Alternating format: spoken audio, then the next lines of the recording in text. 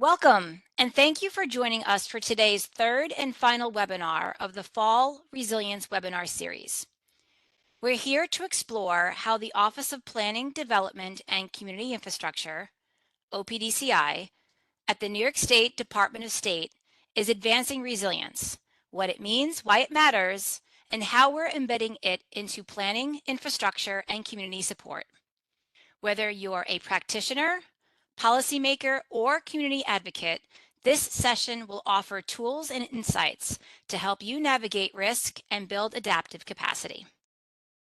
I'm Jamie Burchard, Director of Resilience and Community Infrastructure, or RCI, at the Department of State, DOS.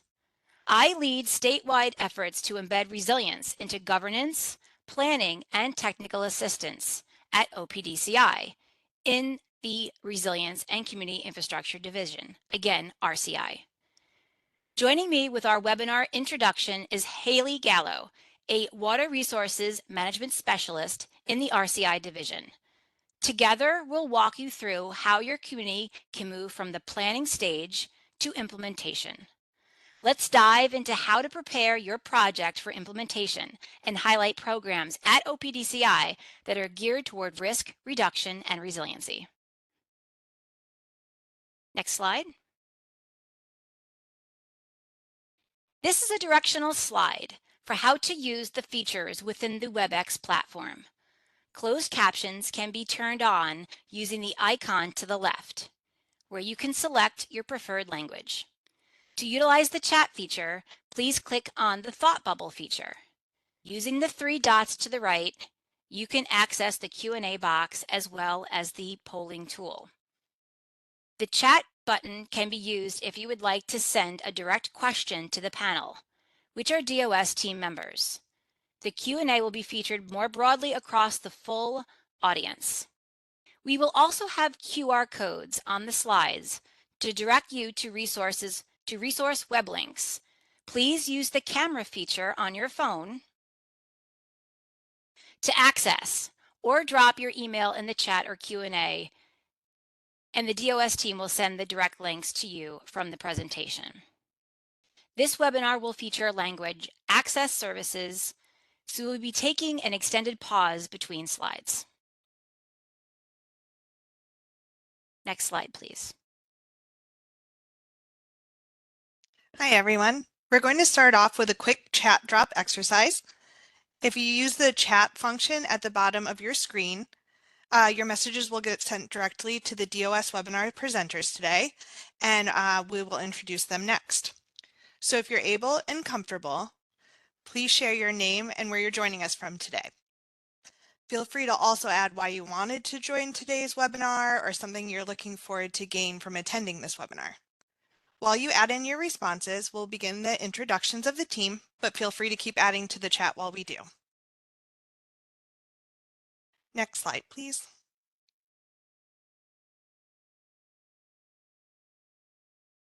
As mentioned in the introduction, my name is Jamie Burchard, Director of RCI. I will serve as your moderator today. Haley Gallo is one of our speakers. Again, she's the Water Resource Specialist in RCI. She will be my co-host and present on the Bond Act program at OPDCI. We also have Rebecca Ferris, a Coastal Resource Specialist, who will be our presenter for Coastal Consistency at OPDCI. Finally, we have Irene Holak, a Coastal Resource Specialist, who will discuss the Local Waterfront Revitalization Program, or LWRP, and implementation at OPDCI. Next slide, please.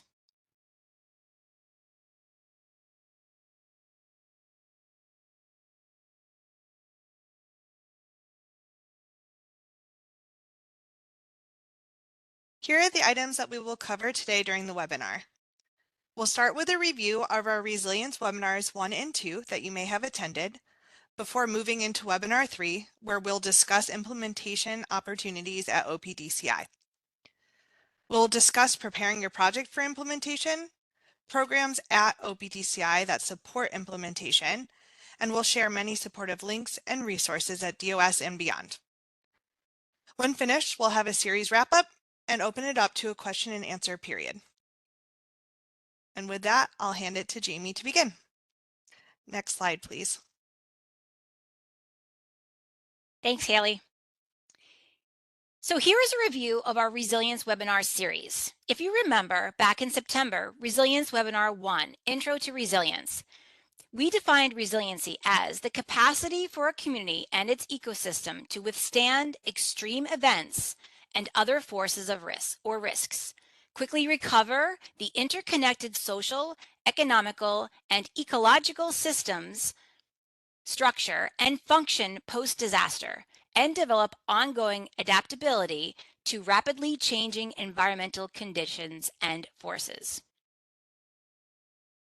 We also reviewed key DOS resilience tools and guidance. In Resilience Webinar 2, we went over resilience planning at DOS, including using the risk and resiliency tools in the LWRP planning document, our planning programs, and bundling state programs to promote resiliency and protect our investments. In addition, we provided example case studies to demonstrate these topics. With a refresher on webinars 1 and 2, we will now move into webinar 3 and the agenda items presented on the previous slide. Let's start with how to identify priority projects.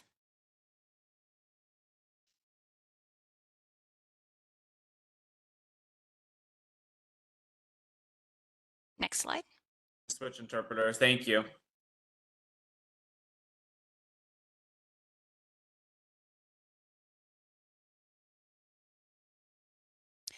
When identifying priority projects, we encourage people to start with use of state, regional, or local management plans, such as comprehensive plans, watershed management plans, hazard mitigation plans, local waterfront revitalization plans, to identify your community's priority goals and projects. Webinar 2 covered several of these planning resources. Focus on projects that are either ready for implementation or already moving into that phase. New York State offers funding program support for different project stages. Some help with planning and design, others fund construction or monitoring.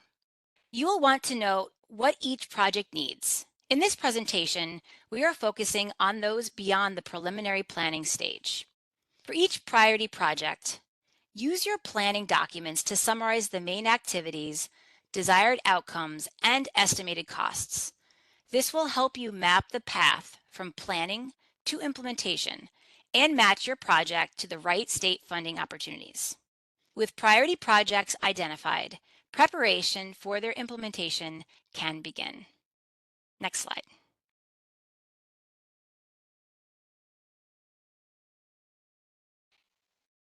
At DOS, we aim to provide resources and funding programs that meet communities where they are, especially those that already have a plan and are ready to take the next step toward implementation. I will now pass it on to Rebecca to discuss preparing projects for implementation and our Coastal Consistency Program. Hi, I'm going to provide information and insight into the permitting and coastal consistency process for projects that you are looking to implement resiliency measures in. And having this knowledge of these processes can help you and your community set up a project up for success. So initially, we're going to start with the coastal area, which you see on your screen. New York's coastal region is uniquely diverse, divided into 4 distinct areas: Long Island, New York City, and the Hudson River Valley, and the Great Lakes St. Lawrence River region. To explore these areas for yourself, New York State DOS offers an online GIS platform named the Geographic Information Gateway, or Gateway for short. The Gateway brings together data sets from many partners to help communities with their planning and implementation efforts. Amongst this data is the coastal area layer that will allow you to zoom into your project location and determine if it is in a coastal area. Next slide, please. Knowing if your project is located in or partially in a coastal area is important to identify what permitting or coastal consistency processes you may have to undergo. Projects within or affecting the coastal area will likely need permits from the Department of Environmental Conservation and or the U.S. Army Corps of Engineers. The project may need a New York State DOS federal consistency certification and or others as required, state, local, and etc. We know that permitting can often feel challenging, so we want to emphasize that the permitting process can really benefit from being proactive and being active in communicating with these permitting agencies. So more specifically, we are encouraging communities and consultants to reach out and hold meetings with permitting agencies around the 30% design. If you have multiple permits attached to your project, trying to bring everyone to the table to avoid the back and forth communication is key. Next slide, please.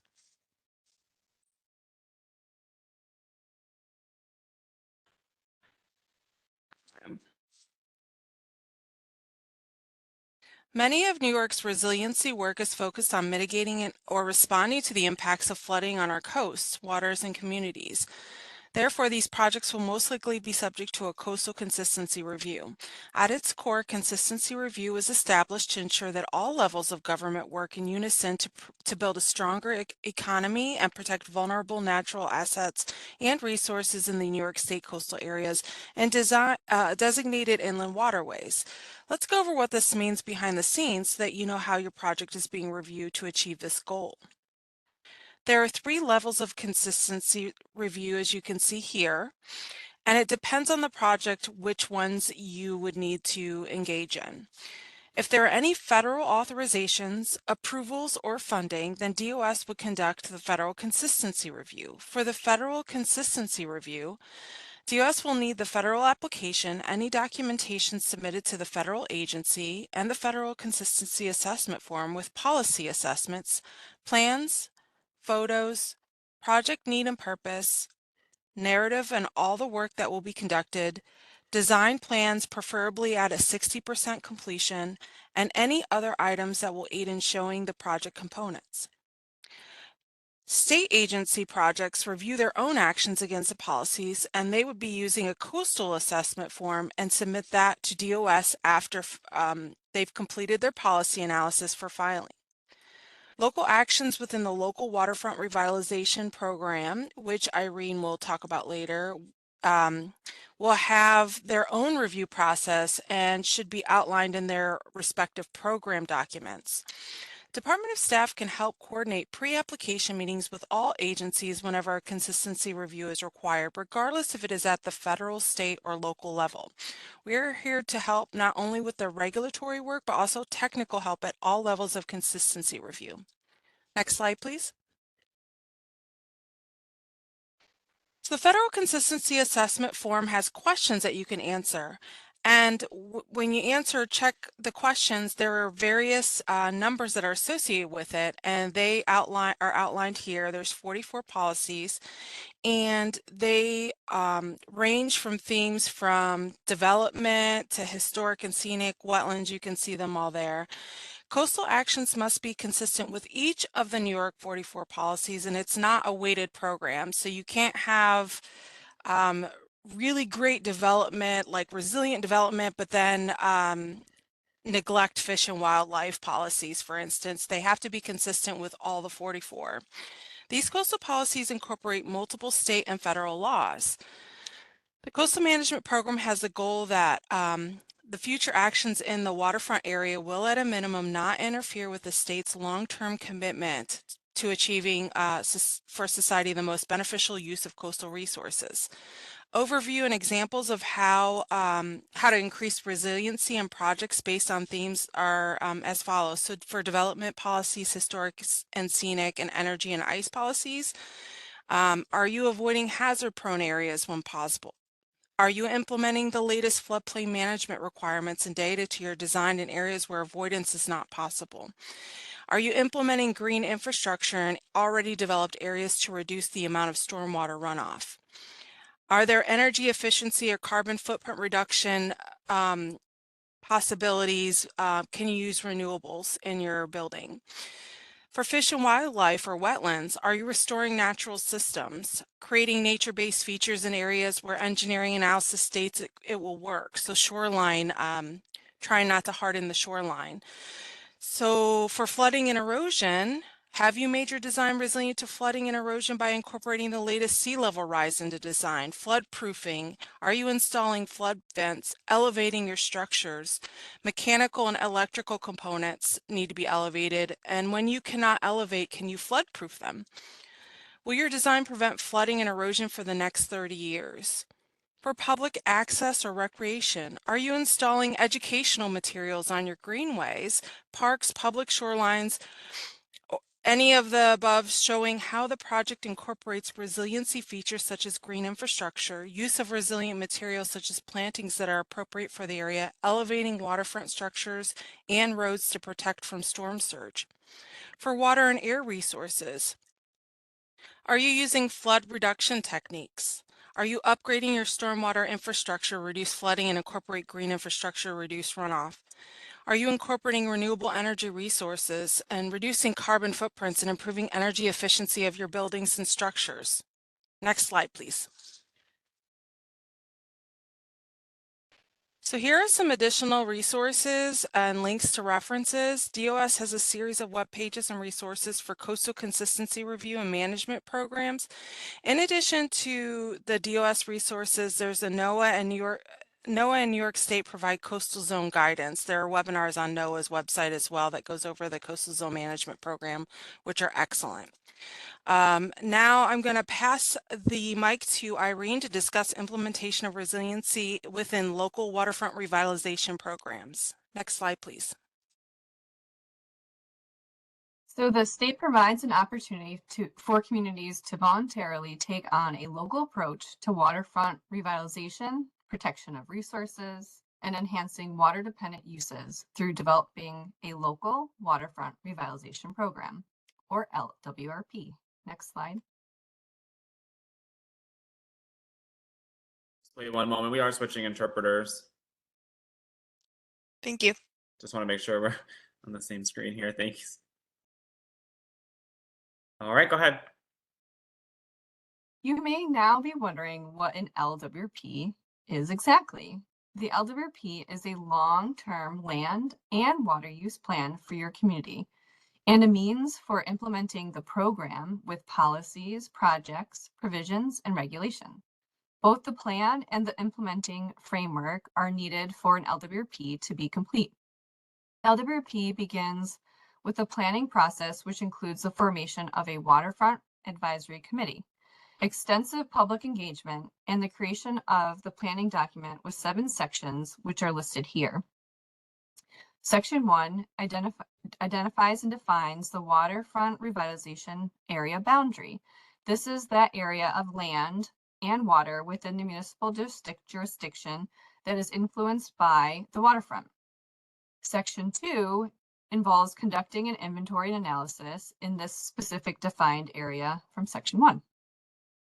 Section 3 adds information to the policy explanation to describe how the state's policies apply in the revitalization area.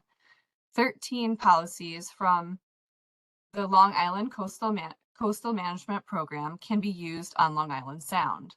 There's 44 that are used for the coastal communities in the coastal zone management area. Section 4 provides the area where proposed future land uses and priority waterfront projects are found. Section 5 provides technical or techniques that may be local actions, legislation, or programs to implement the LWRP. Section 6 lists the state agencies and programs likely to be affected by the LWRP. And finally, Section 7, which discusses the local consultant and community participation process that was utilized to develop the LWRP. You can also use the QR code for the website link to view more information on LWRP, and the website is provided here as a source at the bottom that includes videos and guidance documents as well. Next slide.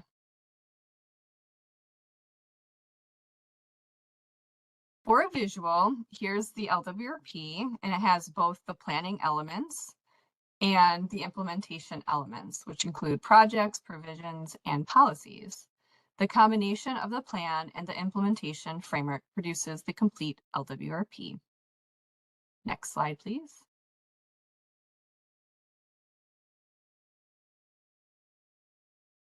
Communities can look to the Environmental Protection Fund, EPF, grant for funding. So municipalities located along New York's coasts and designated inland waterways are eligible to apply for funding to complete planning, design, and construction projects within the LWRP or Waterfront Management Plan boundary to revitalize communities and waterfronts. For more information on the next EPF LWRP request for applications, please keep an eye out for the next CFA in 2026 and see our DOS bid and opportunities link below here for additional information and funding opportunities, as well as the QR code. And now I'll be passing to Haley. Next slide, please. Hi, thanks, Irene. I'm going to now review implementation opportunities through DOS and the Bond Act. Next slide, please. On November 8th, 2022, New Yorkers overwhelmingly approved the Clean Air, Clean Water, and Green Jobs Bond Act, or what I will now refer to as simply the Bond Act.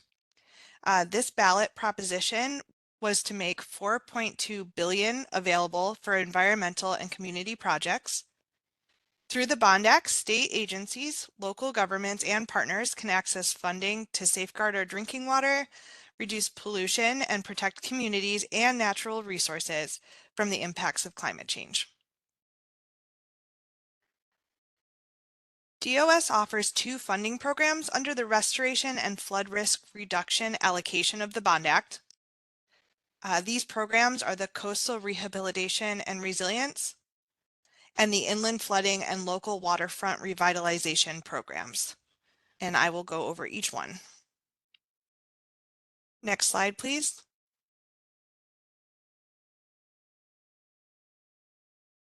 The DOS Bond Act funding program I'll review first is the Coastal Rehabilitation and Resilience Program. Coastal Rehabilitation and Resilience Program funding is provided for municipalities to implement coastal rehab and resilience projects located within New York State's coastal areas, areas draining into the New York State coastal area, and/or areas within the coastal non-point source boundary. Think back to Rebecca's review of how to identify if your project is within a coastal area and what that project may need to prepare. Coastal rehab and resilience projects may focus on habitat or ecosystem resiliency and restoration. They might look at climate resiliency and risk reduction or stormwater management. These are just a few examples. Projects may include stacked resiliency measures or risk reduction efforts. Projects that seek funding from the Coastal Rehab and Resilience Program must demonstrate their consideration and use of the DOS resilience principles, show the project's regional and local significance, discuss how the project protects natural resources, and addresses and/or reduces hazard concerns. Next slide, please. The second DOS Bond Act funding goes to inland and local waterfront revitalization. This funding is used to improve waterfront and watershed resiliency and reduce climate impacts through the implementation of LWRPs or LWRP components. Think back to Irene's review of LWRP and its implementation portion. Inland flooding and local waterfront revitalization projects may work to preserve, restore, and/or enhance natural landscapes along inland waterways, reduce localized flooding and/or provide resilience through stormwater management, or restore species migration paths by mitigating barriers. These are just a few examples, and again, projects may include stacked resiliency measures or risk reduction efforts. Projects that seek funding from the Inland Flooding and Local Waterfront Revitalization Program have many of the same considerations as the coastal rehab projects that we just reviewed. Currently, DOS has awarded one round of funding through the Bond Act. You can review the closed Round 1 Request for Applications, or RFA, for both programs online to see more details and become more familiar with the programs. But make sure to always review the most current RFA when a new opportunity is available. Next slide, please. As you saw before, Bond Act is being initiated through multiple funding categories across the state and with many New York State agencies. Through the first QR code on this slide, you can access the Central Bond Act webpage with designated resources. This includes a link to DOS planning and our resilience principles featured in Webinar 1. You can also click out and around to other items on the Bond Act website. Its homepage is seen here on the right. The second QR code takes you to the Bond Act Funding Finder tool. This page has steps on its use and how to filter through grants based on funding type categories. The bottommost resource is a PDF document of New York State and federal funding opportunities for climate change, environmental justice, and other natural resource protection projects. And I will now pass it back to Jamie. Next slide, please.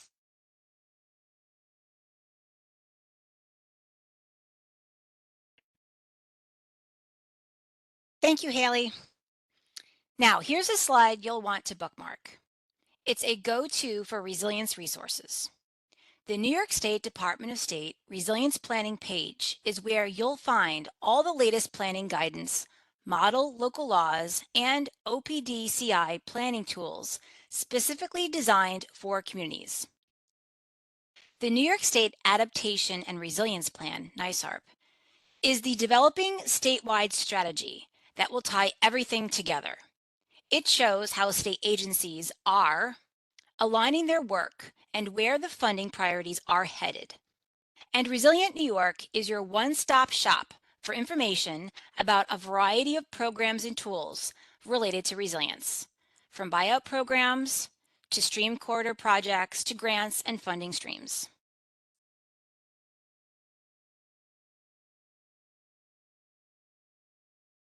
We will soon open the webinar for questions, but before we do, please be sure to grab this QR code.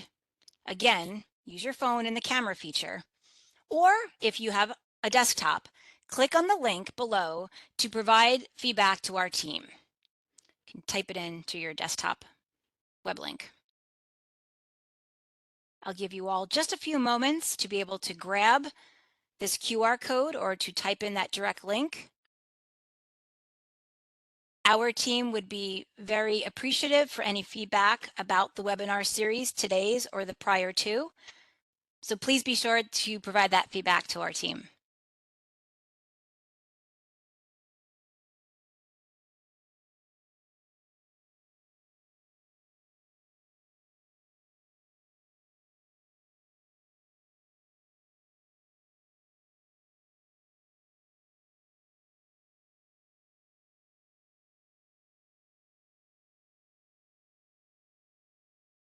We can advance one more slide and we'll see that this right here again is our link to the resilience planning webpage. Thank you again for joining us today. You can find our website using the QR code on the screen or the link in the chat. We will now shift into a Q&A with all of our speakers, so Haley, Rebecca, and Irene, and me. We will do our best to get through as many questions as possible in the time we have left.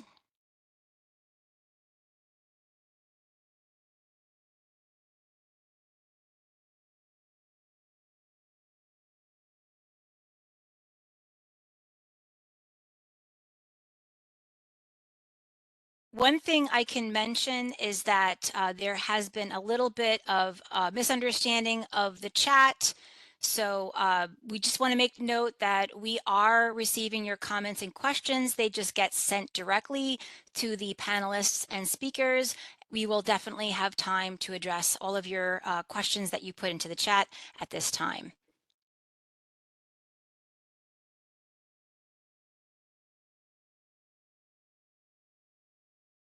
To start us off, Jamie, I think there were some questions about the links.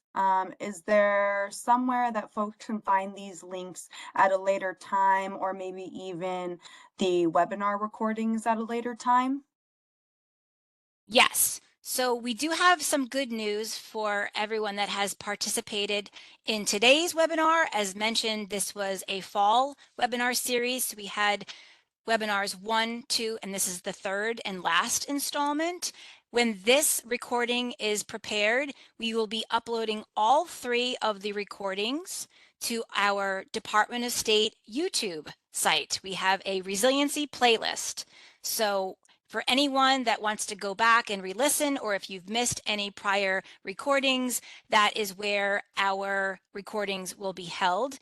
We will also send out through our, if you sign up for feedback, we can directly send out to you the links that were placed in the chat. So again, please be sure to access the QR code for the feedback feature. And if needed, we can put that link into the chat so you can just grab it and complete it, and we can send those web links to you directly.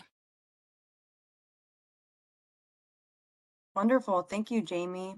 And there's another question for the panelists. When you say one-stop shop for resilience planning efforts, is that grants strictly from the Department of State or from all sources such as other New York State agencies? Excellent question. Thank you for raising that to the board here. So the Resilient New York is the one-stop shop, and if you use that website, it is a compilation of all the state agencies that offer programs and projects and funding for any resilience and adaptation focused projects and initiatives. And as I mentioned earlier, the New York State Adaptation and Resilience Plan is an ongoing effort with all of the state agencies that play a role in resilience and adaptation. We are working towards creating better communication and connections amongst our programs. So for now, the Resilient New York is the one-stop shop, but we are moving forward and collaborating across the state agencies to figure out how to better collaborate and to match our programs so that communities are aware of all of the spaces upon which New York State provides funding and resources for resilience efforts.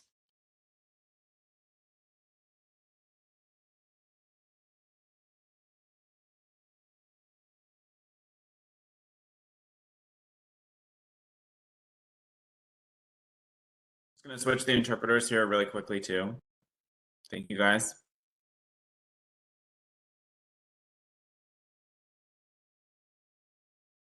Thank you, Connor and Jason. You're doing a fantastic job today.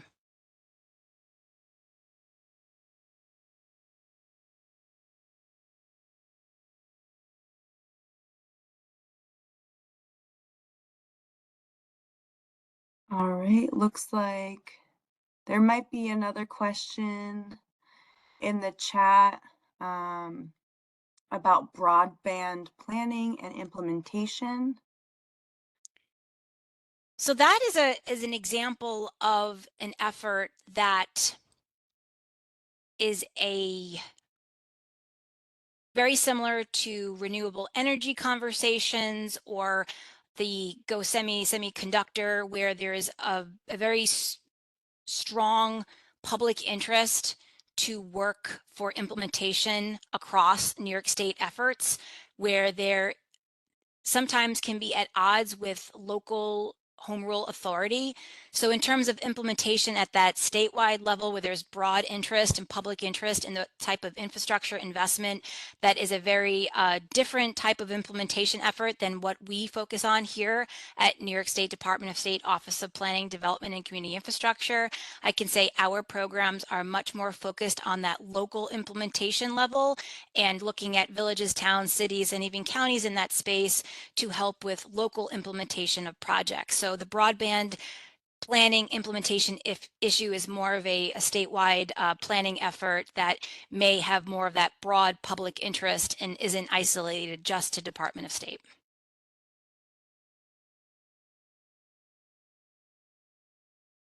Thank you, Jamie. And they did add as well, thinking about internet access as a part of a resilient economy as well. So thank you for adding that in, Michael. All right, let's see if there are any other questions. Another question about, are there opportunities in the future for this type of planning or funding coming available?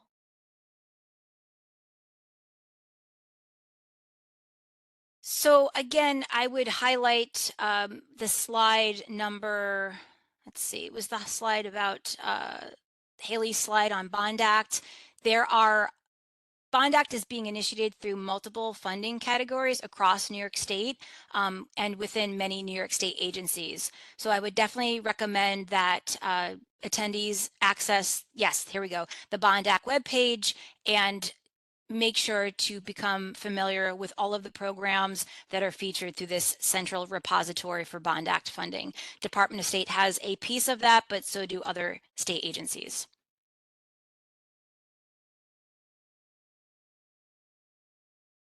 Great, thank you so much for sharing that. We'll give it another minute or so in case folks are typing in any more questions.